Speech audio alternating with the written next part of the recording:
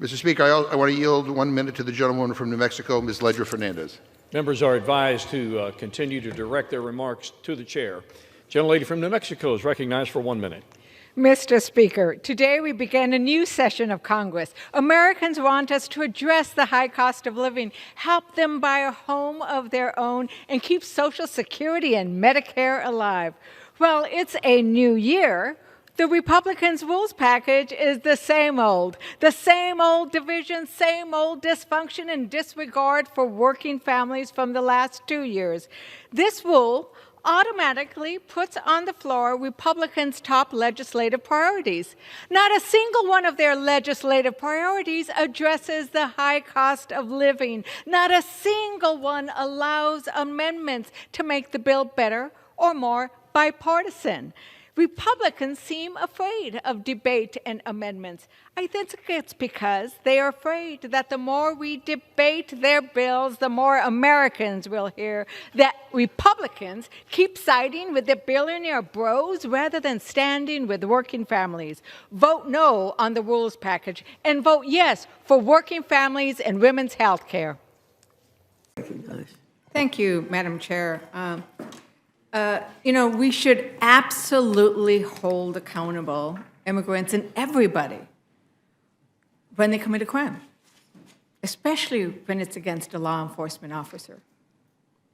Especially when it's against a law enforcement officer. And we had 140 Capitol Police end up in the hospital. Some died because they were beaten in this building. They have now been pardoned. Shame. Shame. We are concerned about attacks on law enforcement. We should be denouncing the pardons of those who attacked the people who protect us in this building. Oh. Did you want to? Well, I agree very strongly with what you just said, Ms. Leger Fernández. We were, I think all of us were here on that day where those police officers risked their lives, their limbs, their ability to be with their families ever again to save us, to save the Vice President of the United States as a violent mob chanted, "Hang Mike Pence, hang Mike Pence," and chased us out of the House chamber and the Senate chamber. I think it's scandalous that people who would smash police officers over the head with baseball bats, hockey sticks, Confederate battle flags, and so on, would be pardoned without any statement that they've been reformed or rehabilitated and no longer constitute a threat to public safety and to the members of Congress, our staffs, and the people who work here. So I agree with that completely. Those are people who had every element of due process. They were indicted, they were prosecuted, they had the right to introduce evidence, they had the right to cross-examine witnesses, they were convicted unanimously by a jury of their peers, or in the case of most of them, they pled guilty to their offenses because they were caught on tape, oftentimes by other insurrectionists who caught them on tape. So those people were definitely guilty, and yet there's still people who say that somehow the criminal justice system is unfair. And now, I think, just to score political points, there's an effort to put legislation through which would not even require that modicum of due process, leading all the way up to conviction, but would simply say if somebody is arrested or charged with a minor offense, even if the charges are dropped, even if the arrest is nullified, I don't understand the discordance in approach to our criminal justice system.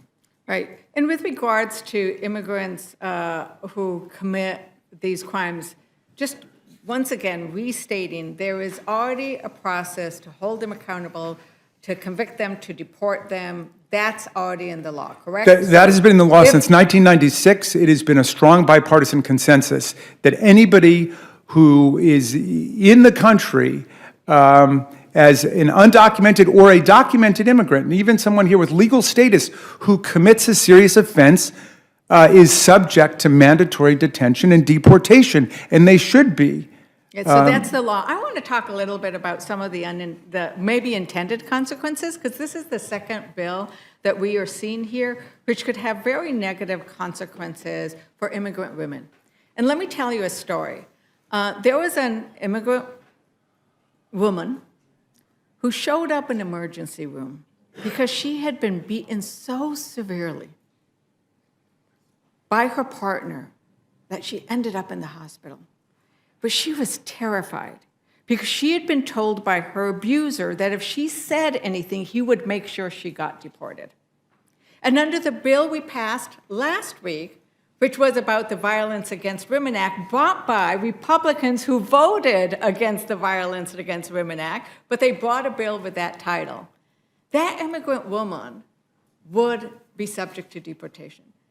Looking at this bill here, her abuser would have to do nothing more than accuse her of maybe hitting him back. And if she were arrested but never charged and never tried for that crime, she could be incarcerated and deported. Is that what would happen here? That's exactly what would happen, and that's why 200 domestic violence groups have written to every member of Congress, Republicans and Democrats alike, to say, please don't do this. That bill is going to harm the victims of domestic violence. You're doing it in the name of the victims, but you're going to injure them and expose them to more violence and control by their abuser. Right, and these are the concerns, it's these consequences that this bill does not consider. Because that's, if it's just an arrest, right, you go up, and this woman who presented, she had been beaten so bad that despite her fear and the threats from her abuser, and she was worried about losing her children, she needed hospital care. And this bill, all he had to do was the threat, have an arrest made, and she'd be gone. And that is scary. And I think that that's what we need to recognize when we look at these bills and we are worried about what would happen. And I know that my colleague from Pennsylvania would like to speak to this. Yeah, I just wanted to reaffirm what my colleague from New Mexico said. Having worked with legal aid providers for decades, we see this time and time again where the victim of abuse then becomes accused by the abuser and ends up with convictions and thus pitchforked into this situation. So it's not some rare thing. It happens all the time, and it's just one of the ways in which the system that's being pushed here gets perverted.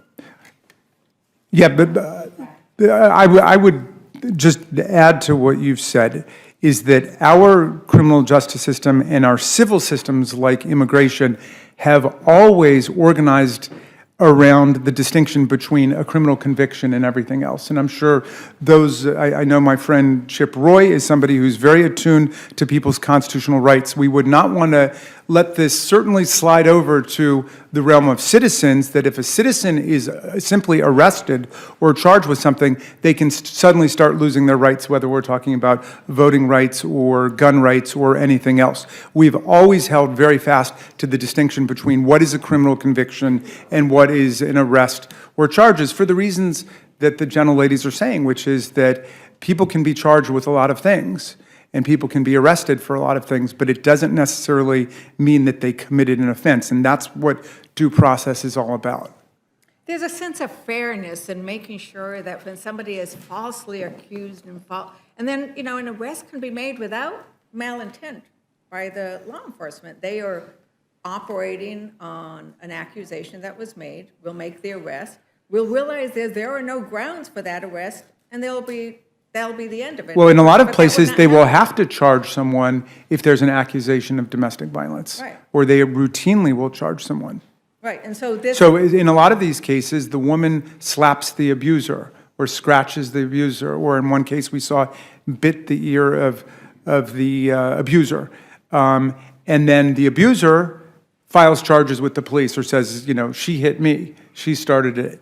She hit me. And so now there are charges against her, and then suddenly she's on the road to deportation. Right, and I think that there are these things, and that's why convictions are important. That's why the next step is very important.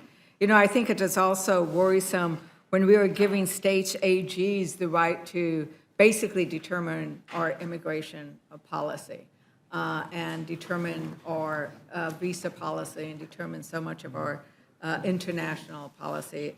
But with that, unless there's anything else you would like to add, Ranking Member Raskin, with that, I will yield back. Woman.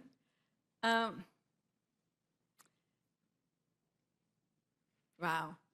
So I'm going to go to what I prepared because I do think that, you know, in Representative Langworthy's district, if we actually passed this resolution and did the things that the Ways and Means Committee, that the Budget Committee have asked for, there are 133,971 people on Medicaid in his district, including 50,582 children, 44,000 people on SNAP, and 9,000 people get the Affordable Care Act premiums that the Democrats passed to help people afford their health care. And it would go up by about $1,900 a year. And this budget resolution would cut taxes for the ultra-rich and pay for it by cutting benefits for Americans. And Chair Arrington, for cutting benefits in your district, in my district, and across rural America. Because you can't say it's not going to happen. It says in the resolution, it directs that there will be $880 billion cut from Energy and Commerce Committee. And for folks listening out there, you might say, what the heck does that mean?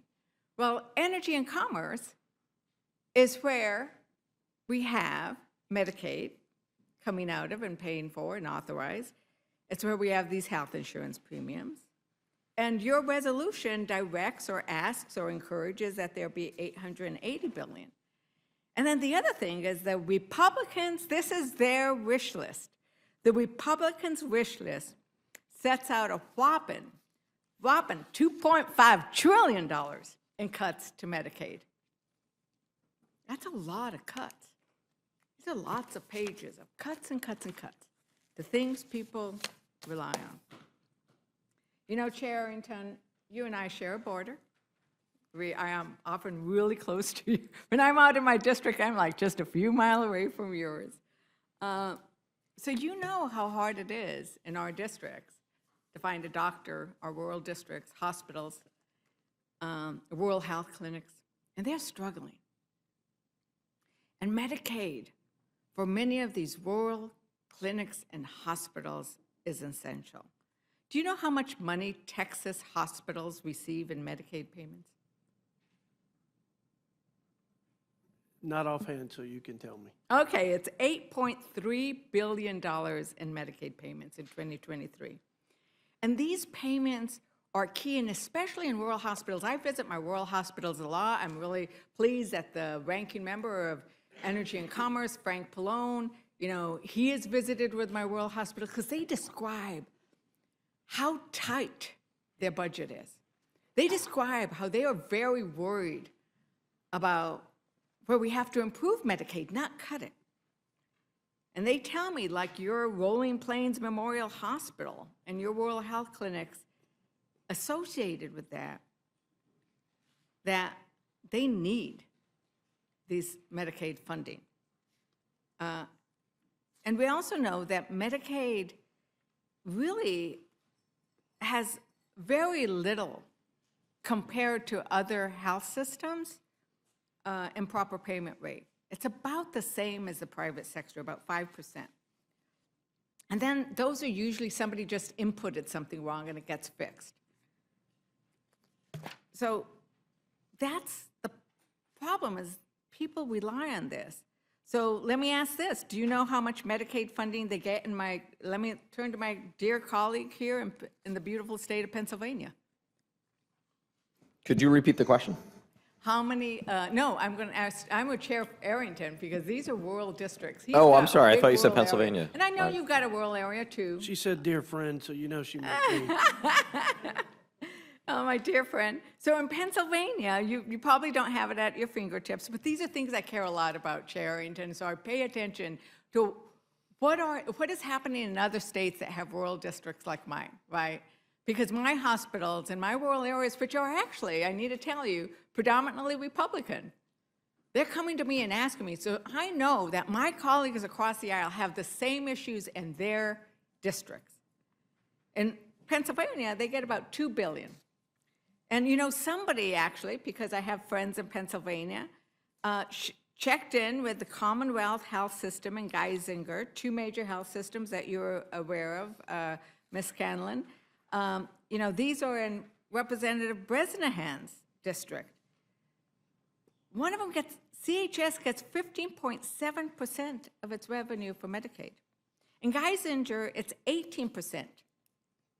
You can't have a system that gets this much money from Medicaid and start cutting it without putting it at risk.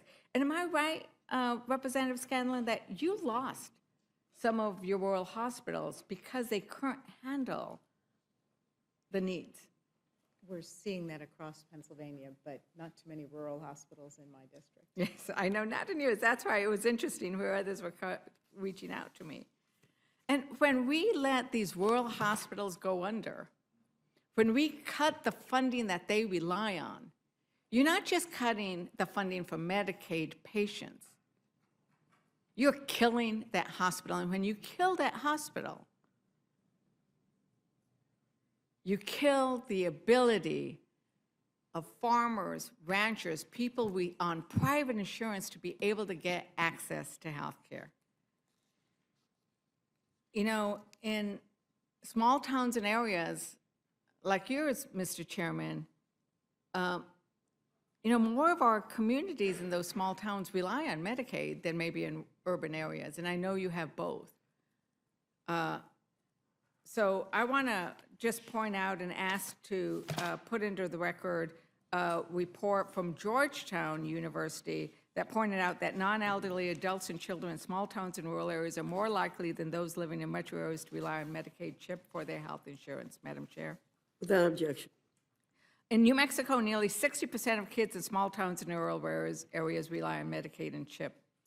In Texas, do you happen to know how many kids rely on Medicaid and CHIP in Texas, Mr. Chairman?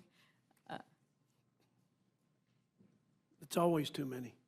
It's always too many. It's 239%, 14.3% of your rural kids rely on Medicaid.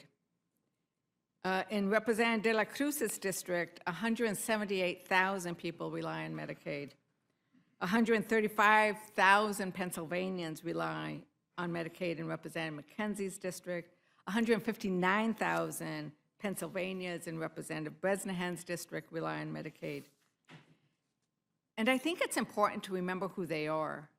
In my district and across all these rural areas, it's farmers, it's ranchers, because they often don't earn enough or have access to private care, nursing home residents, kids with disabilities, moms who just had babies.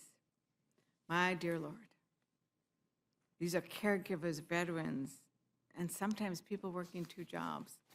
They're your voters. Madam Chair, I'd like to enter into the record a tweet by Elon Musk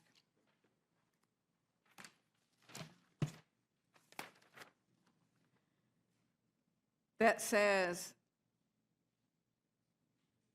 that Americans love Doge because watching Trump slash federal programs knowing it doesn't affect you because you're not a member of the parasite class.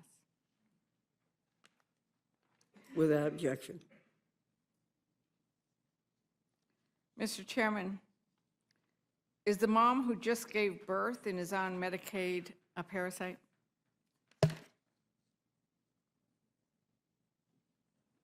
I don't believe you mean that seriously, because you, as my neighbor, living in the broader region of West Texas and eastern New Mexico, know better than to think I would ever refer to a fellow American as a parasite. Exactly. And that's why we cannot stand when the person who is behind some of these cuts believes that those who rely on federal programs are parasites. A woman who has breast cancer is not a parasite People who rely on Medicaid and SNAP and nutrition benefits are not parasites. As you know, Mr. Chairman, they're our neighbors. Although, when you were last here, Chair, in rules last year, I asked you to explain how the Republican cuts to 22% of rural programs, how we could describe that. Because in my community, those rural programs provide water, nutrition, health care. They provide electricity. They help keep kids healthy and alive. And you told me that I'm going to quote you, tell them we have to prioritize.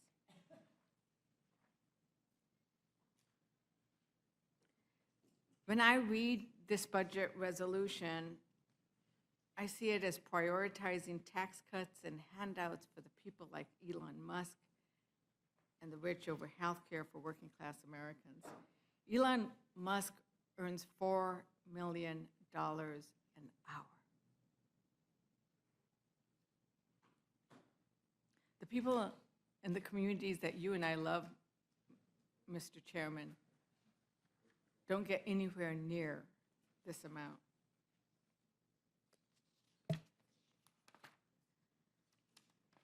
Now, Ranking Member Boyle, I'm not. We might be joined by yet another, but we've had some questioning on some issues, and I'd like to give you an opportunity to respond, because I'm kind of the last Democrat. They've got 9, we've got 4, and to respond to some of the issues that may have been raised here today.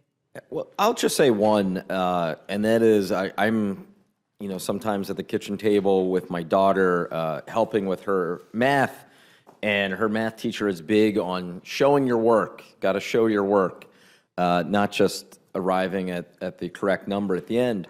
So I thought that I would show my work on one important aspect, because we've heard competing claims today where we have pointed out accurately there are $880 billion worth of cuts that have to come from Medicaid or Affordable Care Act premiums or some combination of the two. The other side has said, oh no, there's nothing in there that even mentions the word Medicaid. Here's the reality. This budget resolution directs Energy and Commerce to reduce the deficit by a floor of $880 billion. Now, if Energy and Commerce decided that they didn't want to touch Medicaid, that they were going to honor Donald Trump's words when he said he would, quote, love and cherish Medicaid, what that means is Energy and Commerce, even if they cut 100% else of everything they have control over, that would only get them about halfway to the $880 billion figure. In other words, by definition, in this budget resolution, you have to cut Medicaid by at least hundreds of billions of dollars, at least. So I want folks who are watching at home, when they're hearing these competing claims and they hear intelligent, well-educated people on both sides throwing around these numbers, it's important for folks to understand what they really mean. Make no mistake about it. This budget resolution cuts Medicaid, the Affordable Care Act, education programs, and many others to at least partially pay for $4.5 trillion of tax cuts that mostly benefit the top 1%. Thank you. And I think it's really important to also go through and point out that we're not just making this up about what this will do. There is very precisely, they want to extend the 2017 Trump tax cuts. And it's very clear that those tax cuts did a couple of things. That one, they increased the deficit, as you correctly pointed out. Madam Chair, I'd like to ask unanimous consent to enter into the record the chart. Tax cuts, Great Recession, COVID-19 are responsible for the growth in the U.S. debt ratio, which actually makes clear, if you care about, I'm sorry, don't let you say yes. I ask unanimous consent. Without objection. Thank I you. want to point out to the gentlewoman that she had now spoken for 15 minutes. And we would like to finish this up before we go to vote, if at all possible. Well, thank you. Thank you. And I would like to point out that there are only 4 of us, or 3 of us, and I think that it's important. Others spoke for just as long, so thank you very much. I'll note that. That, as you pointed out, Trump tax cuts were the largest contributor of any one president to the deficit. Is that, can you repeat how you did it? So what I said was that the largest increase in the national debt in percentage terms happened when Ronald Reagan was president. Yes, But the largest total amount added to the national debt of any presidency was $8 trillion by Donald Trump from January 2017 to January 2021. And so this budget resolution would take us down that path again. We would be doing a repeat of the 2017. This budget resolution is a Republican betrayal of the middle class. It is trickle-down economics supersized. Right. And Madam Chair, I'd like to also enter into the record the 2017 Trump tax law was skewed to the rich, expenses, and failed to deliver on its promises. Without objection. And what this does is actually show that the trickle-down economics that were promised didn't occur, and the idea that we were going to see, and working families were going to see, this tax increase, well, it was touted as something that was going to happen. Study after study showed it did not benefit working families, that $5,000 did not magically occur, and that indeed, that it benefited, as we've been saying, mostly the wealthy. Is that how you looked at the records? I mean, what I would say is rather than my own numbers or my own words, I just refer to the Congressional Budget Office that found that 83% of the tax cut, 83% of the money went to the richest 1% of Americans, and approximately half of the money or half of the tax cut went to the richest 1/10 of 1% of Americans. Thank you. And with that, Madam Chair, I yield back. Thank you so very much, Madam Chair, for recognizing me. And I just also want to point out that with regards to the Rules Committee and the manner in which this is a place where we actually do get to debate the issues and the bills that will be going to the House floor. And Chair Arrington, I really appreciate your embrace of that debate, your willingness to engage in the back and forth, which does take time.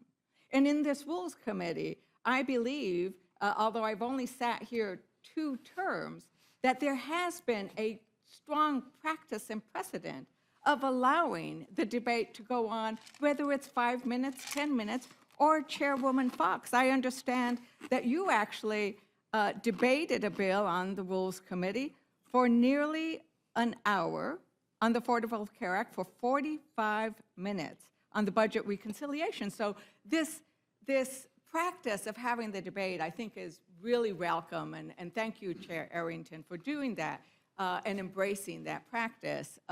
And one of the questions that I wanted to ask you was, you said that a strong economy would be about 1.2% GDP growth over 2 years. Did I remember that correctly? I think that is what you said. I said President Trump, in 2 years of his economic agenda, along with unified Republican leadership, took an economy that was 1.8, I think, percent GDP to 2.8 in 2 years, and reducing the tax burden was a big part of that. But there were other components. What I heard was that you thought over a 2-year period of 1.2, but even that was a growth. Would you think that given that, would you believe that a 3.2% GDP growth rate would be a strong economy?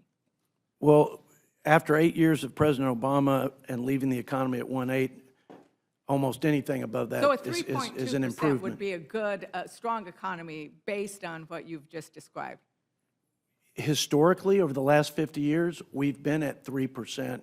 the last couple of decades. So 3.2, the question is whether struggled. 3.2, because Of course, indeed- 5 would be better than Well, 3.2. we haven't gotten 5 in a long time, right? And But 10 we better than did 5. We did get 3.2%. Under Biden, we got a 2.3 in 23 and 24. So we have, I think what's interesting is to say, depending on who is the president, there seems to be a shift on what are strong economies. But what we're here today to talk about. It's amazing what inflation can do to your economy. It's amazing. Yeah. It's amazing what we are talking about with regards to inflation, and because that goes to exactly the issue that I think we are concerned about as Democrats, is that we need to address the cost of living crisis for middle and working families. And right now, the tariffs do the opposite. That we have not seen anything in this committee that I think really addresses that cost of living crisis. The tariffs are going through the roof in terms of what it's going to mean for us. And these budget tax cuts, they are going to give tax cuts to the richest billionaires, and they're going to be paid for by hungry children, pregnant moms, and the elderly in nursing homes. And it is indeed a moral moment, because if we cut, as the budget resolution says, where it has all those reds, right, all the little reds sort of cut by 880 billion here, cut by 330 billion here. There are cuts to education, small businesses, clean energy, infrastructure, and the biggest benefits are going to go to cash cuts for the rich. That's why I think it's really important that Americans know what's going to happen in your district. Yeah. We're neighbors. Representative Boyle, I am very appreciative of your Democrats-budget.house.gov, because what you've done in this document is list out how many Medicaid beneficiaries are in each person's district, who's going to get the benefit of the tax cuts in the districts, what are the education cuts going to look like in the districts. And I think that making sure Americans actually see the numbers and not just the rhetoric is important. Why did you actually put this document together? Well, first, I'm just so glad to finally get a question. Chairman Arrington's been having all the fun by himself. But yes, again, it's Democrats-budget.house.gov. Our budget committee staff worked incredibly hard to create this tool that everyone can use, whether members, staff, or the millions and millions who are no doubt watching us on C-SPAN. You can tune in to that website and use that tool, because everyone should be aware of what the real world impacts will be if this were to become law. Well, thank you very much for doing that. And Chair Arrington, I want to go back to the issue of where the disagreements are within the Republicans right now about whether we should move this budget resolution forward. And I'm not going to go into those who called it unserious, but what I'm understanding is that there are a lot of Republicans who are opposed because they want budget cuts, and even maybe more budget cuts than what the Senate has sent over. Am I understanding that correctly? That's where the potential no votes are going to come if they're not convinced otherwise? Fiscal conservatives concerned about the massive deficits and the wartime level debts would like to see enforceable spending reduction where we have literally trillions of dollars in waste, fraud, and unnecessary spending by the people's government. They trust binding targets more than these institutions of ours that have repeatedly, under both Democrat and Republican leadership, repeatedly failed our country and our children. So basically, they want bigger tax cuts. They want bigger program cuts and enforceable program cuts. Enforceable. I have not seen anybody say they are going to vote no on the Republican side because they don't see anything in here to protect Medicaid. And, you know, in the Senate, we actually had Republican senators who wanted to protect Medicaid. There were 3 Republican senators who voted on a bipartisan amendment to actually explicitly say they were going to protect Medicaid. Now, that would be wonderful if we would see 4 Republicans from the House willing to stand up and say, we will vote no unless we have an explicit protection for Medicaid, because it's not enough to say, oh, it's a scare tactic, because we have the CBO letters and reports that say the only way you get to that number is by cutting Medicaid. And what's interesting is By cutting that House Medicaid, just for Republicans- clarity, by cutting Medicaid, because you keep using, and I've heard it from other colleagues of yours, by cutting Medicaid, are you saying by cutting the spending to people who are ineligible? Are you talking about cutting the payments to illegal immigrants? Are you referring to cutting benefits for citizens of the country? I'm talking about $880 billion Right. worth of cuts Right. to Medicaid. And maybe I would point out, and Madam Chair, I'd like to enter into the record, the CMS report where they actually talk about improper payments. They're improper payments factory. So this is coming from CMS. Madam Chair, I'd like unanimous consent to enter Without into this record. objection. So Agreed. in this report, they actually do say that there are improper payments. It's about 5.09%. But this is what they state, and it's very similar to what Representative Boyle put in, is of the 2024 Medicaid improper payments, almost 80%, 79.11%, were the result of insufficient documentation. And they go out of their way to say, these payments typically involve situations where a state or provider missed an administrative step. They do not indicate fraud or race. Representative Boyle, what do you have to say to this claim that they're not going to cut services, it's just fraud and abuse and race? Well, both you and I now separately have quoted directly from the GAO report in order to refute the idea that this is all waste, fraud, and abuse, or there's $500 billion over 10 years. It's just not so, and GAO made that clear. I mean, just so everyone can have the full picture, $880 billion of Medicaid cuts. About $8 trillion a year is spent by the federal government on Medicaid. So $880 billion worth of cuts would be about an 11% cut to the program. To act like and pretend like there wouldn't be benefit cuts if you're making an 11% cut, $880 billion worth at least, which is in the House version, it's just not so. There clearly would be benefit cuts. So we should be just honest with people and recognize that there will be a real world impact. I had an event on Monday morning in my district with Catholic Health Services as well as Esperanza in North Philadelphia. They were talking about the noble work that they do. And one of the women speaking, and this is part of her ministry, she was almost in tears and getting choked up about the people who will be impacted if this bill becomes law and these Medicaid cuts happen.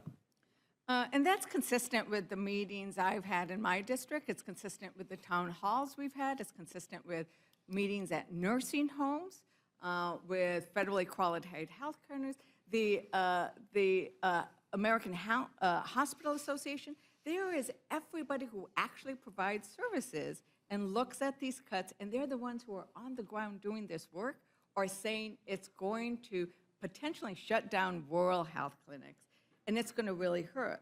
And I agree that we should always do better, right? If there is a 1% fraud and abuse, which is a lot less than what they're talking about, we should work on that, right? But if Medicaid were a patient and it came to the Republicans to get health care for a cold, Republicans sort of, what they would do, it's like, I'm here for a cold, I'm Medicaid, I'm here for a cold. How do I fix this? Republicans would cut off your limbs and let you bleed to death. I mean, they are That's gonna disappointing. so harm Medicaid that Sorry. it would be awful. And I need to say, Representative Boyle, in one of my meetings at at one of our health clinics. A mother came. Her son is a hemophiliac.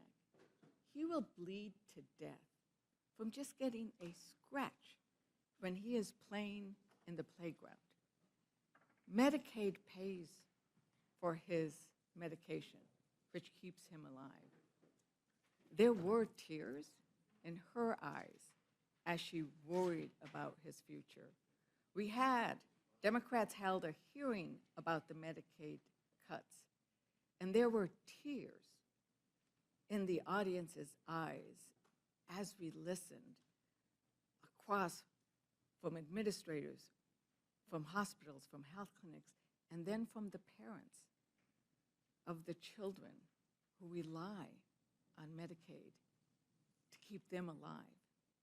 And so it is something that we should worry about, and it is something worth fighting about, and it is not fear-mongering. It is fear of the harm that will be done to these families. And so thank you for being willing to fight for this and for being willing to point out what will happen. Because Republicans need to listen to the fact that their own voters don't want this to happen. Republicans' pollster, Trump's pollster, has reported that a majority of Trump voters, Republican voters, are against Medicaid cuts. 2/3 of swing voters are against Medicaid cuts. And what Fabrizio Ward said is it's because 40% of the people, their families utilize it. It is a working family health insurance program. And on here, you could go see in Schreikert's district all the people that will be hurt, and Don Bacon, who's talking about against this, but I don't see him voting against it, even though so many of his people will be hurt. Next door to me in Colorado 8, that district, the number of people that will be hurt. I mean, across the board, people will be hurt, and people in rural districts will be hurt more than others, like my district, where 75% of the women giving birth use Medicaid for their health insurance. So it is something to fight for. And with that, I yield back, Madam. Oh, wait a minute. Do you want some time?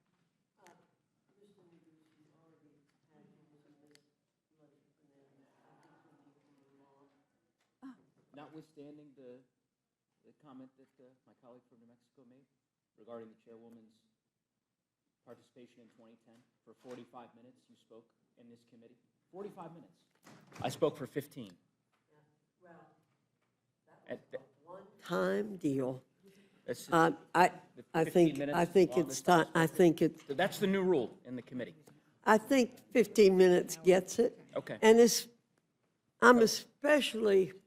Just for the record, that's the new rule. And when the Democrats are in the majority, I hope It's Chairman not- McGovern intends to enforce it, because for decades, It's not the chair the of new this rule. committee has never shut down debate. And the chairwoman spoke for hours, 45 minutes on one occasion, an hour on another occasion. In this committee, we have the dates. And because I want to talk for 17 minutes, I want an extra 2 minutes to ask the chairman a question. But that's fine. Again, another precedent broken. So I'm happy to And I think, yield back. Madam Chair, it's part of the debate that we are engaged. I will tell, I want to say something. I would be much more tolerant of what you are saying if you weren't distorting what this resolution does.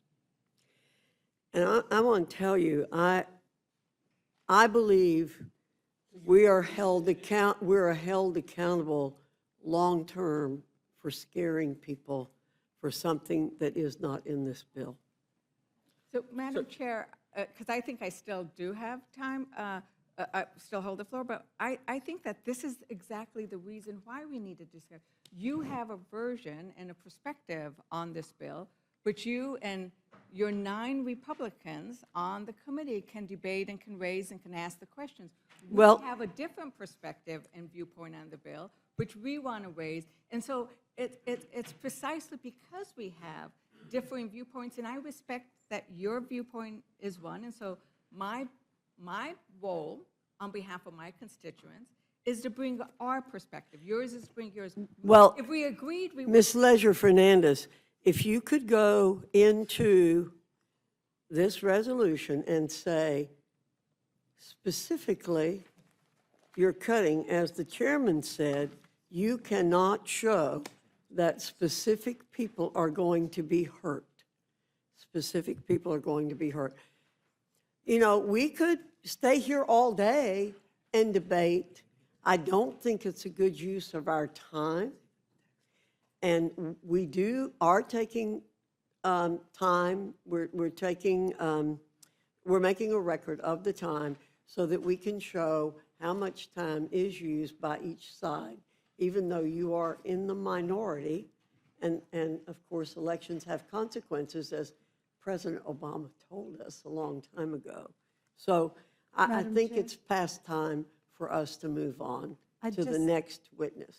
To the next member. I just had a question how Mr. Roy feels about this, and Mr. Norman, because they have rarely been constrained by 5 minutes or 10 minutes or It's not your 25 time, minutes Ms. or an Scanlon. hour. It's not your time to ask a question. So, what? Nothing, I'm just clarifying that, yeah, so I'm not able to, you're not going to recognize Ms. Leger Fernández yielding me for a few minutes to ask Chairman Arrington a question. I'll recognize Ms. Leger Fernández to continue to ask a question. But fairly soon, again, I think we need to move on. Can you tell me what the question you was going to ask, Representative? Yeah, I don't Chairman understand. Arrington? You're saying I should give her the question so she can ask it? I mean, it'd be a lot easier if you just let him ask the question. Are you yielding to I am Mr.? yielding to. All right, colleagues Mr. on Neguse, colleagues. ask your question. Thank you very much, I Madam Chair, thank the for allowing chairwoman, that. and I thank my colleague from New Mexico. Chairman Arrington, I just want to drill down a bit on the last comments that Ms. Leger Fernández made, and obviously we've had a lot of debate today about Medicaid. And I take it your position is one you've already articulated, that you concur with some of your colleagues on the other side of the aisle who have claimed that there would be no cuts to Medicaid benefits, right? That's what essentially your position? Yeah. Okay. You're familiar with an amendment that was offered in the Senate to this particular resolution that was supported by 3 Republican senators, Senator Hawley, Senator Murkowski, and Senator Collins, to protect Medicaid? Are you generally familiar? Generally, yes, I am. I don't know the language specifically. And you understand that amendment failed? Yes, I do. I can represent to you it failed. Yeah. Republicans voted against it, Yeah. with the exception of those 3 Republicans and all Senate Democrats. If you have no intention of cutting Medicaid, then why not agree to the language protecting Medicaid? Seems like it would be pretty non-controversial. To be very frank, it's because, and you're a friend, Sure. and she's my neighbor, but because you all have already in this hearing, and for weeks, if not months prior to, and you will continue to mischaracterize making that program run more efficiently, rooting out waste and fraud, structuring the program to actually support the most vulnerable as a cut. And there's just, this hearing is a great example of why there's a breakdown in trust, because Ms. Fernandez just talked about the limbs of our citizens being torn off of their bodies and Republicans watching them bleed out. That is a gross mischaracterization, I think you would agree, I hear of you. what our intentions are. My- But that's the reason why I hear we you. don't play But these games all about. I'm suggesting to you is Yeah. Senator Hawley and Senator Murkowski, Yeah. these are Republican senators, Yeah. they're not Democrats, have some pretty simple language. Yeah, was it Medicaid benefits or was it? That's what I'm asking. Medicaid, no, I don't know. Benefits. I'm saying, you have. the We've abil- committed to that. We have committed to Why not to put it in no the cuts. bill? We're accountable for what we commit to Then why and put promise everything and else in follow the bill? through on. This is my point. Yeah. Why, you make much of the instructions that you've Yeah. designed. Well, Yes. give me a moment here, and the various ways in which you believe the budget ought to be structured. And it just strikes me that the one quote-unquote promise that you feel really passionate about today, with respect to Medicaid benefits, happens to be conveniently the one promise that Republicans refuse to put in the text of the instructions. Why not? It would be pretty simple. You could tell the American public, look, we've got it. No cuts to Medicaid. I it's in can the tell you, document, I but can. you te- all won't do it. I can tell you, let me just finish the thought process here, because my friends and colleagues who happen to be Democrats will pervert, twist, contort, and anything we say on Medicaid or any other government entitlement program to serve the purpose, the political purposes of using it as a cudgel to beat on our party, our colleagues, when in fact, it is simply addressing, like I've said before, the inefficiencies of program integrity. I hear you. I hear you. Okay. And I would just say, and I hear your criticism, but my point is. And I watched you it all on have display today. You all have been very crystal clear about a lot in this bill. Yeah. Right? And my simple point is this notion that you won't put in the bill that you're not going to gut Medicaid because you believe that if you do so, Democrats will criticize the bill as gutting Medicaid. And so therefore, you made a decision You will. to not put, no, I I understand. don't mean but you, I hear but you. if we do, like I mentioned to Mr. no, McGovern, I haven't- I look at wasn't the finished. Medicaid rolls twice I hear instead you, Mr. of. Chairman, but Yeah. I wasn't finished. Yeah. I'm just simply suggesting a lot Yeah. simpler if you feel so passionately about not cutting Yeah. Medicaid benefits to put that in the bill. Yeah. So, One question, and I think thank you, it's time. thank you, and I will finish with this, Wait, excuse Chairman. me, Madam Chair. This is the Rules Committee, and we have a custom here of allowing for I've heard debate. this And we are now dealing in an emergency rules meeting on a budget that, quite frankly, we think has devastating impacts for the people we represent. And if we're not going to be able to have a thorough debate and be able to say what's on our mind, then I think we should move to adjourn.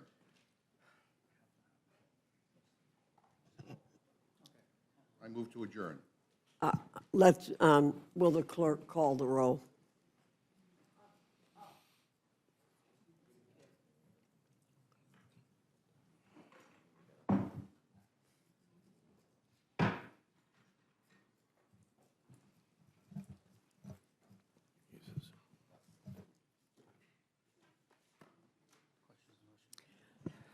The question is on the motion to adjourn. All those in favor say aye. All those opposed, no. No. That's for a roll call. Mr. McGovern has asked for a roll call vote. The clerk will call the roll. Mrs. Fishbach. Mrs. Fishbach, no. Mr. Norman. Mr. Norman, no. Mr. Roy. Mr. Roy, no. Mrs. Houchin. Mr. Langworthy. Mr. Langworthy, no. Mr. Scott. Mr. Scott, no. Mr. Griffith. Mr. Griffith, no. Mr. Jack. No. Mr. Jack, no. Mr. McGovern. Aye. Mr. McGovern, aye. Ms. Scanlon. Aye. Ms. Scanlon, aye. Mr. Neguse. Mr. Neguse, aye. Ms. Leger Fernández. Aye. Ms. Leger Fernández, aye. Madam Chair. No. Madam Chair, no.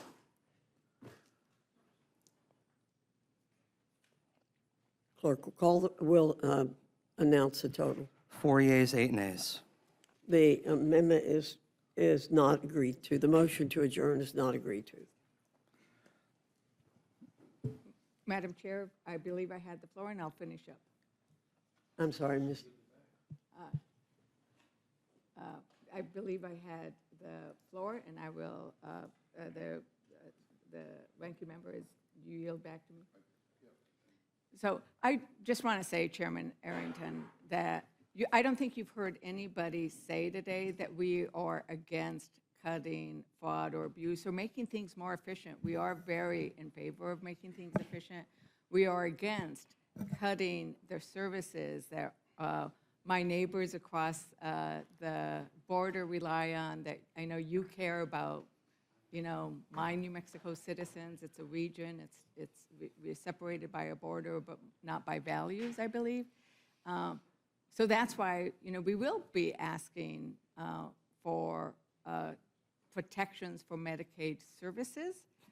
We are not against improving CMS. We are not against improving efficiency, but we do want very specific protections. We'd love to get 4 Republicans doing what the 3 Republicans did in the Senate, which is say, just that thing, we will protect Medicaid services. We'd love to get 4 Republicans saying, We want to vote on Trump's tariffs. If you're for the tariffs, you're for the tariffs. If you're not, you're not. Let people vote on it. We'd love to move these things to the floor of the House, where we could have those continued debates on the floor of the House to let people vote for them. But it is about the services, and it's about the people who we meet with every day that we care about. And that's why we're doing that. I can tell you that's why I'm doing that, not to beat up just on Republicans. Yeah. I'm a very bipartisan person. Rules is differently, but most of my bills are bipartisan. I have I have a lot of Republicans in my district. I'm a D3 district. Yes, it's you do. a very bipartisan district. I work in a very bipartisan manner. So I can assure you that it's to beat up on the policy, not on your party. Sure. So with that, May I respond? sure. Cutting waste and in all of its forms should be bipartisan. But when you all were running your partisan reconciliation bill called the Inflation Reduction Act, I didn't hear one single recommendation. I hear you want to save. You say, if you can find it, I'm with you. We're all for that. We're all for that.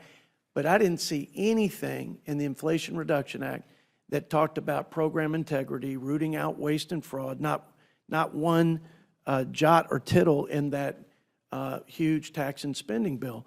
I also, by the way, after listening to what I think is false and empty rhetoric on taxing the rich, how much did y'all raise the taxes on the rich when you passed the IRA?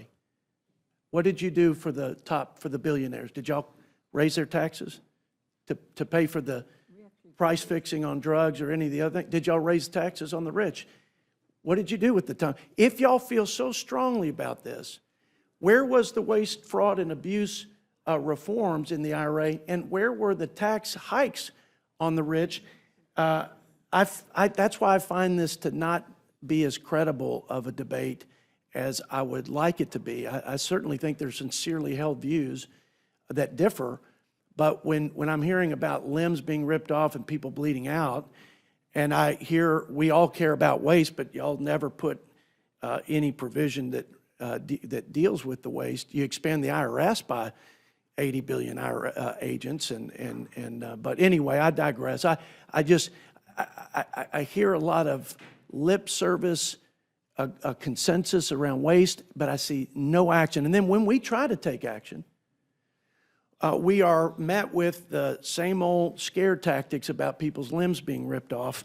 And it's unfortunate, but I'm undeterred. I mean, and I think my colleagues are too, just completely, because we do have Medicaid beneficiaries in our district, and we want to fight to preserve for our vulnerable Americans this important program that they rely on, and to ensure that it persists into the future for future struggling and working people that need it. But we also have a lot of taxpayers in our district. You and I do. We share a border, but like you said, we don't share, we share a border, but we have similar values. My folks and your folks in eastern New Mexico want us to be stewards of of their hard-earned tax dollars. And for us to not talk about waste and not try to right-size the bloat in this people's government would be a huge missed opportunity. And we miss that opportunity regularly because we hear the bylines and the mischaracterizations about what you just said, and they're not true, and we end up just perpetuating this massively inefficient government at the expense of taxpayers who are paying the freight on all of it. That's unfortunate. Thank you. And as we know that, I think it was very appropriate for you to speak as long as you wanted on this issue. So it's oftentimes that it's not, we were speaking, we were giving our witnesses the time to explain their position. I appreciate that. I would say that we did receive over $1 billion out of the IRA in tax revenue because of the audits going against fraud and abuse of those. So that's something that we were doing. So I think we have done. And I would also point out that in the document that I entered into the record, the Medicaid improper payment rate actually went down from 8.58% in 23 to 5.09% in 24. So there is actually documentation of an effort to increase the efficiency. And once again, this is improper payment, which is not fraud and abuse, but even that, we need to make things more efficient. I would love it if we cut out some of the, regulatory overburden so it's easier for people to get paid for the patient care that they get. Because the other thing we know is Medicare is one of the cheapest, right? Providers don't get Medicaid is one of the cheapest ways of getting health care. Those who are willing to take Medicaid patients get reimbursed less than they do if you take a Medicare patient. They get reimbursed less than if you take a private insurance patient. So we know it's a very lean, and I'm very grateful to those providers who are willing to take the Medicaid so their patients, because there isn't a lot of fat in that program. But with that, is there anything else? With that, Madam Chair, I yield back. And thank you for the debate and the conversation. Thank you, Ms. Fernandez. The gentlewoman yields back. Mr. Langworthy. No you're questions, recognized. Madam Chair. Okay. Mr. Roy, you're recognized. I thank the chair. I want to thank both of the. I will turn to the business before us. Representative Roy and I agreed on how we opened this, but not on much more this morning, because we see a different view on this 100th day that is marking Trump's service in office. 100 days of chaos, corruption, and economic sabotage. And after these 100 days, House Republicans are wasting time on cynical Congressional Review Act resolutions instead of addressing the economic and constitutional crisis facing American families. 100 days of economic pain as Trump's on again, off again, off again, temper tantrum of tariffs, tank the dollar, drive up prices, destroy the markets, and threaten a recession. 100 days of chaos in the White House where Secretary Hegseth texts war plans to journalists and the administration belittles allies while embracing dictators like Putin.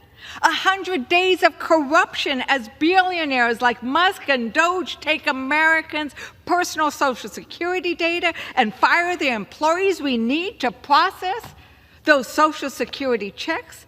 They fired the auditors and inspections, so no one is there to sound the alarm when Musk steers contracts to his own companies. Talk about self-dealing. 100 days of courtroom drama with courts, district, appellate, and even the Supreme Court saying Trump's actions are likely illegal, unconstitutional, and must be paused to avoid irreparable harm to the American people. While Trump defies the law and damages our economy, what are House Republicans doing?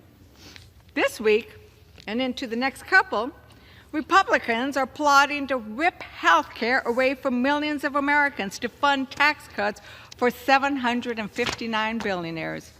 Republicans will sacrifice health care for 72 million children, pregnant women, seniors, and people with disabilities who rely on Medicaid to give tax cuts to the 759 richest people in America. And when they destroy Medicaid, folks, they destroy rural hospitals, they destroy health care centers that everyone in the community uses, not just those on Medicaid. But Trump and Republicans want to give tax cuts to the biggest corporations as well. So they have to cut funding from low-income college students trying to get ahead and steal food from the mouths of hungry children. And that hurts our farmers and ranchers too. These are the hungry children that Ranking Member McGovern fights for every day. Millions of Americans will suffer so the billionaires and the biggest corporations can get more power, more money, more control, and more influence in Washington, D.C. Americans are tired of how the system is rigged against working and middle-class families. They know the rich are winning, and regular Americans don't seem to have a chance. The Republican budget and their reconciliation bill, their tax cuts, are going to make sure the rich always win. Now, Trump's approval ratings are the lowest of any president in the last 80 years. In the latest poll released today, Americans give him F. He is getting Fs on the economy. He is getting Fs all over the place. Americans disapprove of Trump because he's destroying our economy and betraying. He is betraying his promise to lower costs from day one. Americans are demanding we put an end to Trump's tyranny. Republican voters are showing up at the few town halls that are Republicans are brave enough to have, and they're yelling at their representatives. They're saying, do something. Well, Americans want us to have the courage to stand up to Trump. House Republicans are doing the opposite. Hidden in the rule we are debating today is a provision that will cover up Secretary Hegset's texting of classified war plans. Republicans won't even let Democrats ask for information about what's happening at the Department of Defense. No courage, just capitulation. Today, instead of helping lower costs for working families, Republicans are pushing partisan bills to overturn environmental laws that protect our air and water. It's ridiculous. It's ridiculous. Costs are going up, markets are tanked, court orders are being ignored, and we're talking about a rule that we will hear later about today that we're going to spend all this time on the floor of this House, and it's not going anywhere in the Senate, right? We are wasting the precious time that we have on this House floor to do something. I urge my colleagues to oppose this rule, and I reserve. There are a lot of representatives here today because the Democratic Women's Caucus and my Democratic colleagues are here to stand against Republicans' bad billionaire budget. And we are here to tell the stories of how the Republican slashing of Medicaid and SNAP will betray American families, women, and cause immense suffering. Vanessa's 6-year-old son, Alex, has hemophilia. The littlest cut could cost him his life. Imagine worrying about your child bleeding to death just for playing in the schoolyard. Alex can live an almost normal life with medicine, but it costs $700,000 a year. Vanessa works at the Taos school, but in her words, without Medicaid, we would not be able to afford this medicine.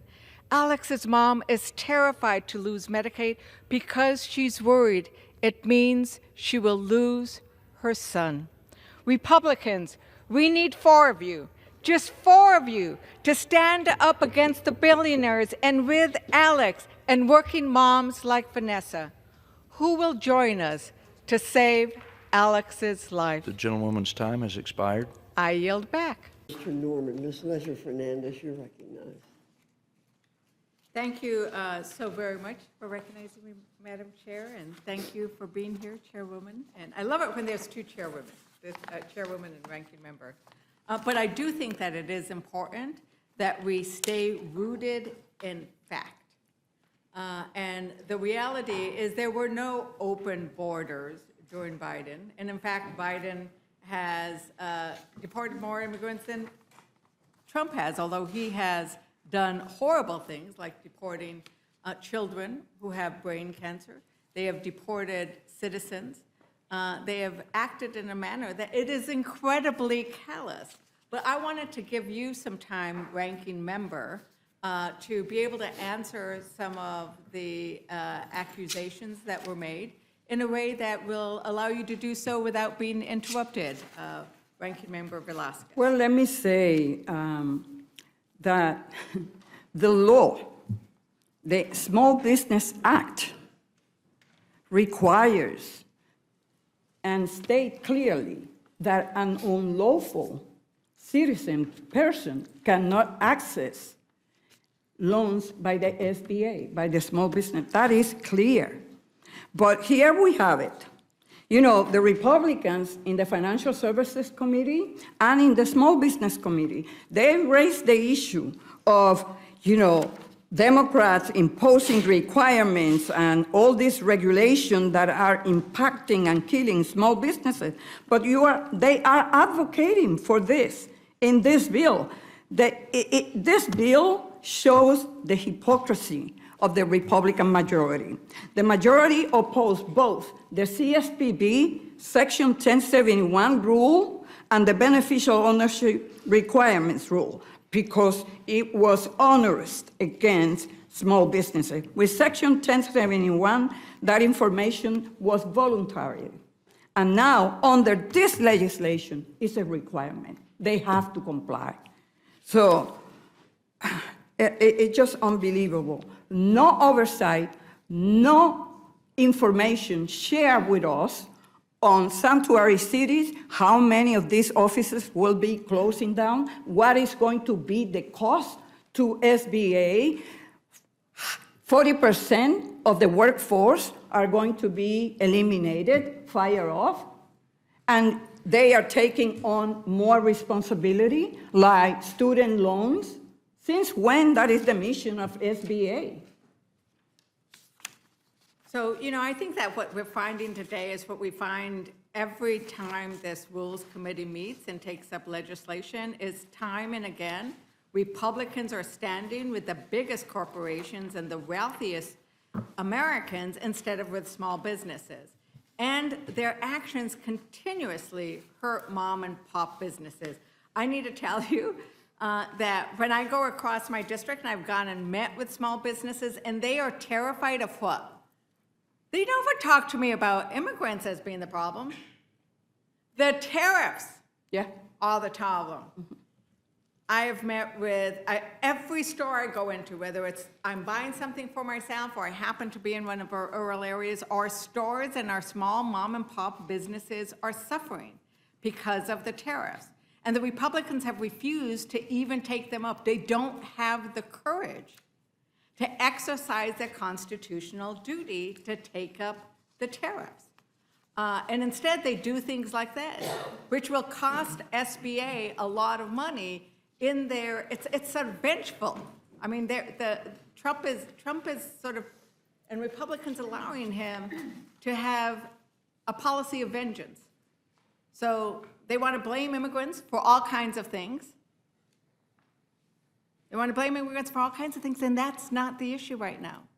The issue is what mom and pop businesses are doing. In fact, it's so bad that we had small businesses sue the Trump administration over those tariffs, and they won the initial case, the initial determination.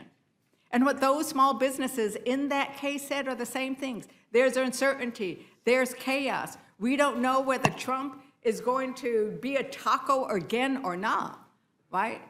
Trump always chickens out. But when Trump is playing his game of chicken, all small businesses can't order their inventory. They don't know whether they should raise the prices. You know, it keeps hurting them.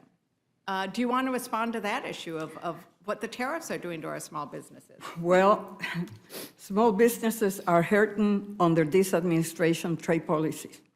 And that is the issue. They rather come here and talk about sanctuary cities, but they don't want to discuss the real issue. The Wall Street Journal Small Business Index found 58% of small businesses say the economy has gotten worse, 42 points worse than in January. 66% of small businesses believe tariffs are having a negative impact. 51% anticipate a recession, and a staggering 59% list economic uncertainty as their top challenge. So, but rather than focus on this issue that matter most to small businesses, like tariff, this administration is focused on hollowing out the agency, closing regional offices, imposing onerous requirements to small businesses and to lenders, impacting access to credit for small businesses, and eliminating funding for 15 valuable counseling and training programs at a time when it matters most for small businesses. Right, and we keep hearing false statements, like this whole idea that the bad billionaire bill they passed last time we were in this rules for 2 nights straight. What was it? What were we up? I mean, ranking, Madam Chair, and you were up with the rest of us, right? I mean, it was like 2 nights where we didn't sleep, and we worked nonstop. But we kept hearing things that were not accurate, like the idea that that bad billionaires bill is not going to raise the deficit when every analysis, every economist says it will raise the deficits, and we hear Republicans saying it's not going to raise the deficits, when we hear them trying to blame immigrants for Medicaid, saying 1.4 million, they do not receive Medicaid. Now, if certain states choose to provide that, that is up to the states, but they are not receiving federal Medicaid dollars, and Republicans keep repeating those lies. They keep repeating lies over and over again without proof. And that's what you're demanding, aren't you, Ranking Member Velasquez? That show us the evidence, not just the statements. And we are not seeing any of that, but we keep seeing them siding with big corporations, where people like Musk even says that bad billionaires' budget is a bad thing. Although he made a lot of money. Maybe billions of dollars more that he's made since he's been associated with Trump. You know, the Trump organizations have made billions of dollars from these tariffs, doing these tariffs, right? So let's start talking about what's really good for small businesses. And the problem isn't illegal immigrants, because they are not getting those loans. The problem is the tariffs and the economic policies of President Trump. And with that, is there, unless there's anything else you want to add, Ranking Member Velasquez? We cannot continue to implement policies with total disregard to the ability of members of Congress to have the information provided by the administration. So the disregard for oversight and request for information, those are important issues for us to be able to do this in a responsible way. And for that, it would serve both Republicans and Democrats to have good information coming from the administration. So that should be a bipartisan request and something we could work on together, don't you think, Madam Chair? And with that, I will yield back. Thank you, Ms. Leger Fernández. Mr. Griffith, you're recognized. Thank you, Madam Chair. If I could just set the record straight. I'm not sure exactly what the gentlelady was saying when she said that we were saying things that weren't accurate. And I'm not telling you I know that it's accurate or inaccurate. All I know is that 1.4 million illegal aliens being on Medicaid, particularly Medicaid expansion, is a CBO, Congressional Budget Office number. I didn't make it up. The committee didn't make it up. That's a Congressional Budget Office. No, I'm not going to yield. I'm just saying the facts. It's a Congressional Budget Office number that was given to us as members of the Energy and Commerce Committee. That's where that came from. It's not something we made up. We didn't just pull that out of the air. It seems like today we're being accused of just pulling stuff out of the air. I don't know what the number is. Madam Chairman, I make no statement as to that I have personal knowledge of the illegal aliens who may or may not be on Medicaid expansion. But the Congressional Budget Office said that by specifically saying they couldn't get it, we were going to take 1.4 million illegal immigrants off the rolls. So you can't have it both ways, I would say, Madam Chair. The folks who want to say that we're taking these people off of Medicaid, particularly Medicaid expansion, can't be saying that at the same time as saying they're not there or that we're making that number up. That number came from the Congressional Budget Office. Now, people who listen to me over the years know that I don't put a lot of stock in Congressional Budget Office numbers, which is why I'm not personally endorsing the number. I'm just saying that's what they said. That's where the number came from. It's not something that Republicans made up. And with that, Madam Chair, I'm going to yield back. Thank you, Mr. Griffith. Mr. McGovern, you're Well, recognized. first of all, let me thank both the witnesses for being here. I apologize that I was out of the committee room for a while. We had a leadership meeting. So let me just, having said that, let me just say I agree with every single word that Nita Velasquez just said. So I want to associate myself with her. But in terms of the CBO issue, I think I'll go back and I'll double check what they said about undocumented immigrants and healthcare. But if I'm not mistaken, they made a distinction between what is federally funded and what is state funded in terms of who is getting the healthcare. And there is a difference, especially when it comes to the stuff that we oversee. But I will be happy to get the details and pass them on to the gentleman. I yield to the gentlelady. So, and I think that that is really important, that you can't take a number that is in a CBO score that is about 1.4 million that states may be providing in their decision, and then say that it is Medicaid and federally funded. And I will send you, Madam Chair, I request to enter into the record an article by factcheck.org stating a false claim about illegal immigration and Medicaid. Without objection. And in here, it actually very clearly says that a state program is by definition not Medicaid. And that's the difference, that when you refer to the fact that there are people, and each state may make that determination, but that is not Medicaid, that is not federal funds, because undocumented cannot utilize Medicaid. So we should stop using that number. Unless you want to say there are 1.4 million who might be using state programs. But that's not what we fund. What we fund is Medicaid. And so over and over again, we see these kinds of numbers being used by Republicans. And in fact, one Republican senator, when it was pointed out, when she was talking about these 1.4 million, when Senator Ernst did, you know, when somebody said, well, you know, if you kick all these people off of Medicaid and, you know, that people are going to die, because if you don't get health care, you can die. And her response was, we're all going to die. I mean, I would think that we would have more empathy in this room than to say, well, it doesn't matter because we're all going to die, let them die. That's how that is heard. It is heard as let them eat cake. It is heard as if though the people on Medicaid do not deserve to have health care, do not deserve to live.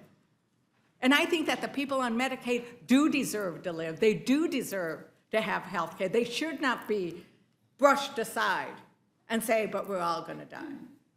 And I think that that is a key difference on how we look at the moral values of these issues when we face them.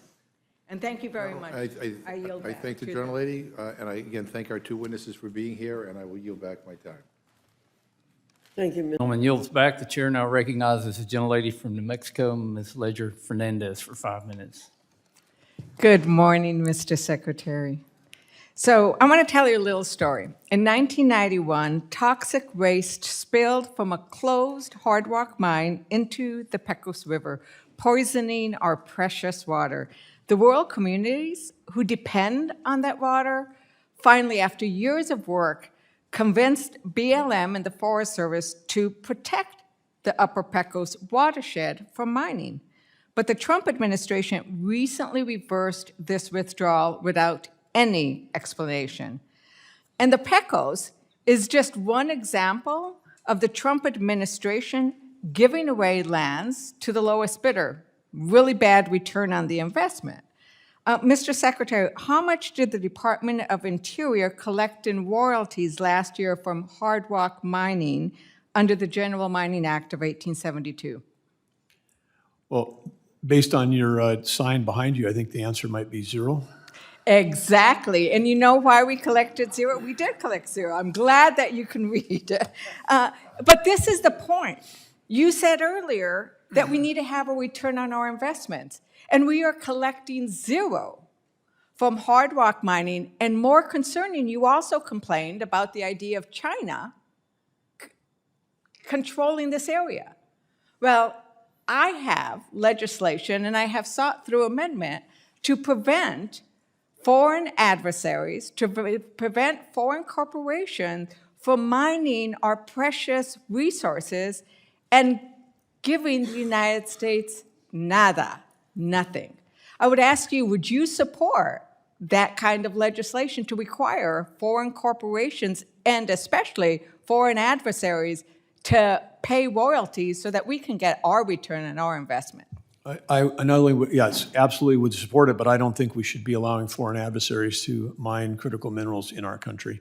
Well, I'm glad that you support that, because right now we have Rio Tinto, which is 15% owned by China, and they should not be mining in culturally important places like Oak Flats. So we will work with you to see if we can stop that.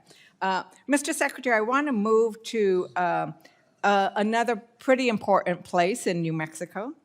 As you know, Chaco Canyon is a World Heritage Site. It is precious, it is irreplaceable. And after years of studies, years of negotiations between all affected tribes, the Department of Interior protected Chaco Canyon through a withdrawal. Yet we hear that BLM is now considering reopening Chaco to oil and gas development. And you come from North Dakota, Mr. Secretary. You're a governor. You understand the importance of tribal sovereignty and of consultation, correct? Absolutely. Yeah. So I want you to commit to sending somebody with decision-making authority to conduct in-person, individual tribal consultations with each tribe that has an interest in Chaco Canyon. Can you commit to that? Absolutely, and of course, we hear that this and other monuments were, all the consultation was done, and then one of the first groups that came to visit me as Secretary of Interior was the Navajo, and the Navajo felt that they weren't consulted, particularly related to the buffer zone and the impingement on Navajo Alati's rights relative to the buffer zone around Chaco. So that's one of the specific areas that we'll be doing consultation on. Right, and I think that if you look at the record, there was actually a lot of consultation. Now, that's why I'm asking you, I didn't say commit to keeping it. I want you to commit to keeping it. I think if you do the work and look at the fact that, oil and gas drilling, my district drilled more oil than your state. We are an oil and gas state. We understand the importance of all the resources. We believe in wind energy and solar energy, but we also depend on oil and gas. And you can drill for a molecule away from Chaco Canyon and get a return on your investment and not destroy irreplaceable cultural sites. And that's, I think, what we are looking for. Is not, don't drill it all in northwestern New Mexico, but don't do it where there are sacred, protected sites that can never, ever be replaced. A molecule of gas is going to be the same whether you pull it out from within the Chaco buffer zone or from outside. Thank you. I'm getting the little tick-tock. My time has expired. Thank you very much, Mr. Secretary. I recognize the gentlewoman from New Mexico, Ms. Leger Fernández, for the purpose of offering an amendment designated Leger Fernández 53. Without objection, the amendment is considered read. Thank you, Member Chair. Thank you, Mr. Chair. My amendment would provide compensation to Forest Service permittees. These are the ranchers who graze their cattle within the Forest Service. And as I mentioned earlier, many of these ranchers have been grazing their cattle in these lands for centuries, for generations, and sometimes before the land was even part of the Forest Service. It used to belong to them. So my concern is that when there is a prescribed burn that exceeds its boundaries and destroys these cattle, that there is no way for these permittees to receive any kind of compensation. The Hermit's Peak Calf Canyon fire destroyed 900 structures and killed livestock across northern New Mexico. In that instance, I was able to secure and pass the Hermit's Peak Calf Canyon Fire Act, which actually provided for compensation because it was the United States' fault. In that instance, we had bipartisan support. President Biden flew out and watched and met with the survivors, and we had support for that kind of legislation to compensate these landowners for their losses. I'm hoping that we'll get similar kind of bipartisan support now, and I'm very hopeful. In the Laguna fire, the images of charred and injured cattle are heartbreaking. I really didn't want my staff to give me this because it shows how calves are missing their mothers, and some have hoofs so burned they can no longer stand. And these herds are not just a livelihood for the local ranchers, they represent a way of life in rural New Mexico. New Mexicans will feel the damage from these fires for generations to come. And I think that this concept of what justice should look like, when the United States is at fault, when it starts the prescribed burn, we should have a way of compensating those who are directly harmed. I should also point out that we have the Federal Tort Claims Act that would not apply unless we do something like this, because it doesn't apply to fires that are started. So it is something that a lot of other things that the United States does that it's at fault for, you can actually sue the United States. But there isn't a process for prescribed burns if it goes wrong. So we don't want another one of these to happen, but if it does happen, we think that there should be justice for those who are harmed by these kinds of acts. So I'm hopeful that my Republican colleagues were in the same way that we had the bipartisan support for the Hermit's Peak, that we also have bipartisan support to include this amendment. And it only occurs with regards to prescribed burns because that's when the United States took active decision to start a fire. And with that, I yield back. The gentlelady yields. Is there further discussion on the amendment? Mr. Huffman, you're recognized. Thank you, Mr. Chair. I'm going to talk in support of this amendment. First, I need to circle back to my colleague from the Sierra who presented a chart that is pretty misleading. I wish it were so simple that we could just return to the heyday of clear cutting when we were putting up, big numbers in terms of board feet harvested. But there's a little more to that correlation on that graph than was suggested, because those of us that represent forest country know that a lot of that clear cutting left in its wake land that was dangerously combustible, slash, scrub that took the place of forest land.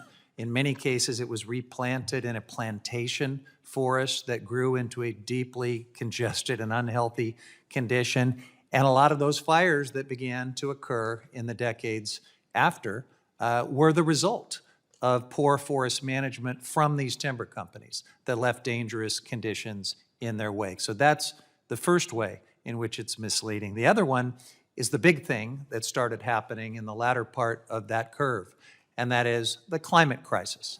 I know that my colleagues across the aisle still want to pretend that is not a thing, but if you talk to anyone who works in this space of forestry and fire, they will tell you it is a big, big thing. These conditions are fundamentally different than they used to be, and it's harder and harder to contain these fires. Now, with respect to my colleague's amendment, her state has certainly dealt with a lot when it comes to wildfire, and it's important that ranchers and other residents are compensated for their losses when something goes wrong.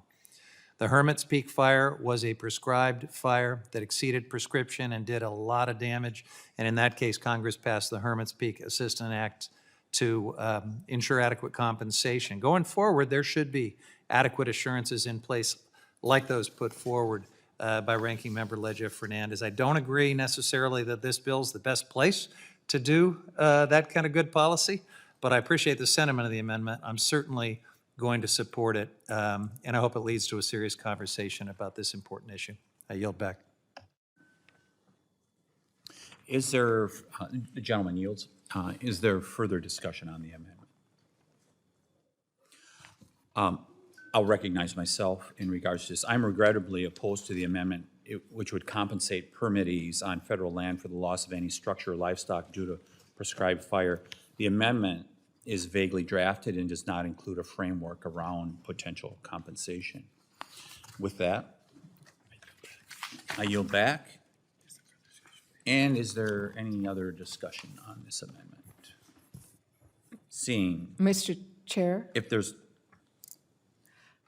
if there were interest in working on improving the the amendments. gentlelady's Okay. has been recognized previously. Oh, was gonna, So Mr. Mr. Chair, may I yield my time to Ms. Leger Fernandez? I recognize the gentlelady from Maryland. Maryland. Thank you. Thank you so much. I yield my time to Ms. Leger Fernandez. Thank you. Thank you very much. I mean, I'd be very interested in continuing to work with the sponsor to see if this was something that he was interested in working on, recognizing the importance. I mean, Yes, absolutely. okay, If the gentlelady will yield. yeah. Yes, in a separate bill, absolutely. I do not want to get a cost tag to this bill that's going to jeopardize its consideration. I will offer her the consolation of knowing that under this bill, prescribed burns have to be extinguished the moment that they get outside of their boundaries and cannot be allowed to spread at the discretion of the agencies. And backfires during incidents cannot be set by inexperienced crews without the explicit approval of the incident commander. I think that will address a lot of the damage that the gentlelady is trying to compensate. But I do agree with her completely that the damage caused by prescribed burns, and it's been terrible in many cases, there needs to be a full liability from the agency that's responsible for that destruction.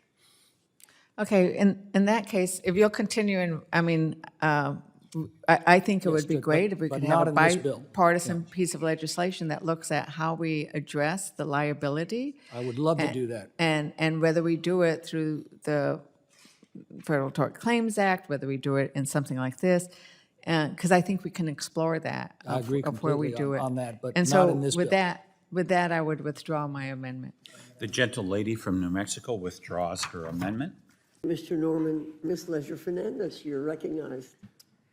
Hello, Chairwoman. We are back, aren't we? And we're back on Epstein, which is where we were before, indeed, Johnson shut down Congress early so we would not have to vote on a motion to put on the floor of the House the Massey kind of resolution to force the release of the Epstein files to the public, to pass a bill that would make it law that all of the files would have to be released. And there is no reason why we cannot still have that be a rule. And we can do both. But Republicans, and Trump especially, seem terrified of those files and seem willing to do all kinds of things to avoid a vote on that bill. I know. Now, I want to go into some other things, but I'm going to yield some time to my ranking member. No, I would just want to respond to Mr. Norman. I knew there was some there when this administration was trying to hide everything. And that's, quite frankly, what, what has a lot of us concerned about what we're not doing here today, and that is not voting on the Massey counter bill. And my understanding is that there's some reporting out now, we're hearing, that the White House is calling Republican members, asking them not to sign onto the discharge petition. And I don't even know what the hell happened to your resolution that you brought up before we kind of abruptly left early for our August recess. But yeah, this doesn't smell right. I think we need to get to the bottom of this, and that means that all the files have to be released. I yield back. I thank the gentlelady. Thank you, Ranking Member. And, you know, I am chair of the Democratic Women's Caucus, and we are always concerned about the fact that in this country, women and children and girls are attacked, they are abused, they are raped, they are trafficked. And they are done so by men like Epstein and by women like Maxwell Ghislaine.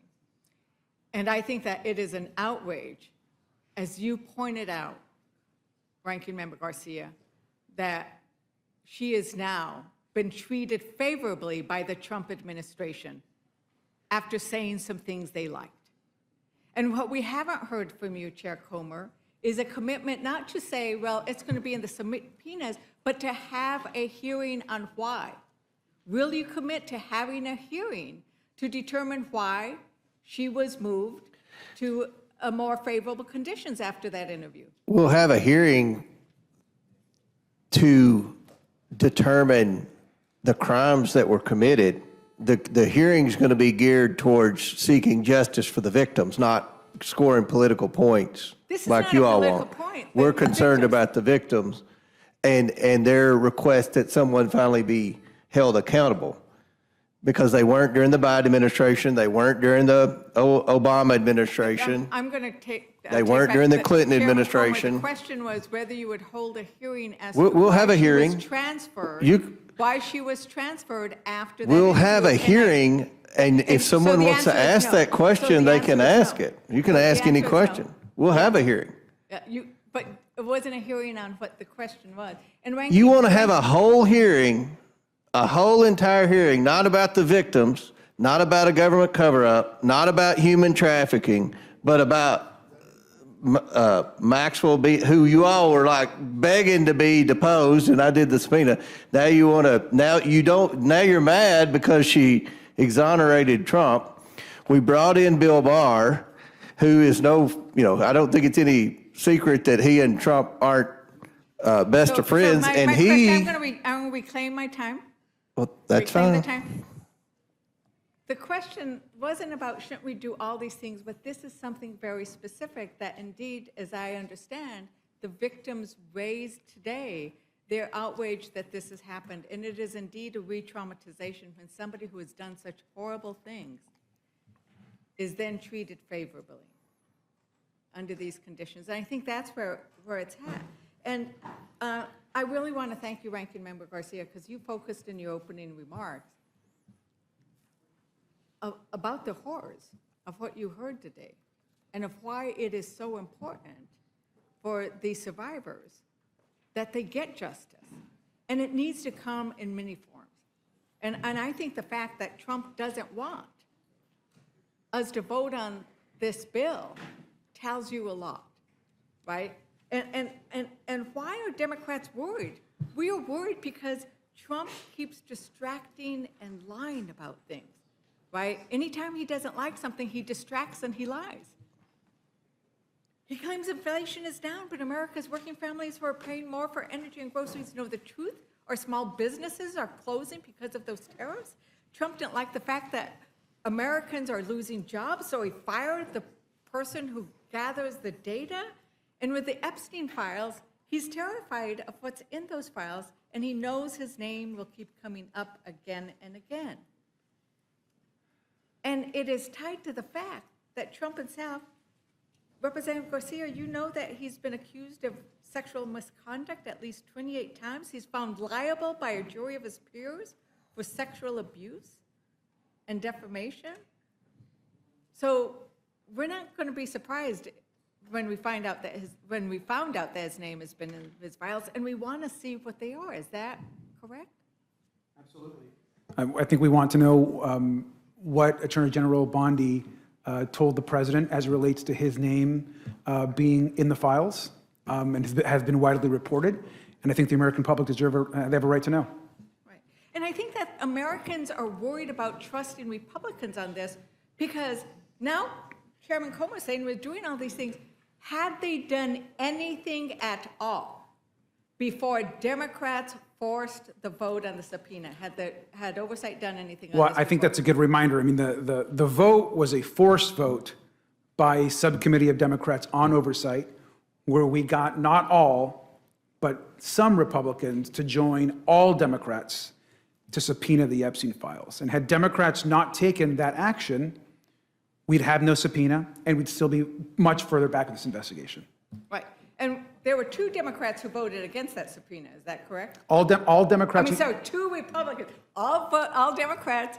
Democrats forced the vote. Oversight had not done anything with regards to this until Democrats forced the vote, and then you had 2 Republicans vote against it nevertheless. Is that correct? Including the subcommittee chairman, I believe. Including the subcommittee chairman. So leaders in the committee voted against the subpoenas. Now, they're taking, and so this is why Americans might be worried about whether they're going to be forthcoming. Now, Chairman Comer, this resolution would give you, and only you, the power to decide what information in these documents is redacted or withheld. Is that correct? Well, we're trying to do this in a bipartisan manner. Our staffs are communicating. I think, I hope Mr. Garcia would agree. I think our staffs, he's new to the job, and I think our staffs are working together really well, and hopefully we'll continue to work well. Like I said, I want this to be bipartisan. I don't want members of the committee, and members of the committee haven't been making the accusations that members of the Rules Committee have been making, that, this isn't bipartisan. We want this to be a bipartisan investigation. We want to get the truth, and hopefully we'll do that. And you're trying to, I feel like, create a false narrative here to say that the Trump administration isn't working. They have been turning over the documents. And I mean, I feel like we're on a pretty good roll here. So, Chairman Comer, I appreciate that fact that you said you want to work on a bipartisan basis on this, but the resolution does not require you to consult with the ranking member. The only thing that's going to be redacted are names of victims. Does the resolution give the ranking member any role in approving redactions? And if you want to be bipartisan, would you be willing to accept an amendment to? I'm making a pledge to work with Mr. Garcia. Hopefully, he'll keep Mr. McGovern and Mr. Raskin out of the room, and we can get some good things done in a bipartisan manner. Well, a pledge is a wonderful thing, but an amendment that actually puts it into writing would be great. Would you be willing to accept that amendment? I think the resolution's good, and hopefully we'll vote it out in a bipartisan manner. And if we need to use that as a basis in court to get more documents, we'll do that.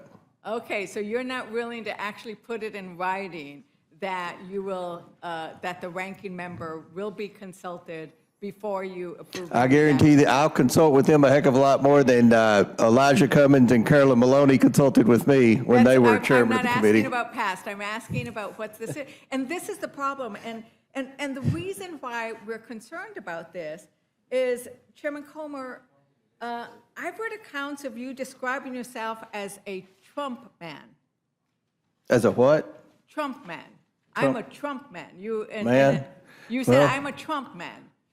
I mean, Yes. I support the president. You support the president, and this is why it would be important to have in writing the bipartisan nature, because we want there to be bipartisanship, so that it is not a. I want it too, but you all aren't making a good case up here. But I'm hopeful that Mr. Garcia is going to see past the behavior of the Democrats on the Rules Committee. Madam Chair, Chairman Comer, I was speaking, and I think that it is important that we have people looking at these docs that are not a Trump man, so that we can make sure that everything gets responded to, because right now we haven't seen it.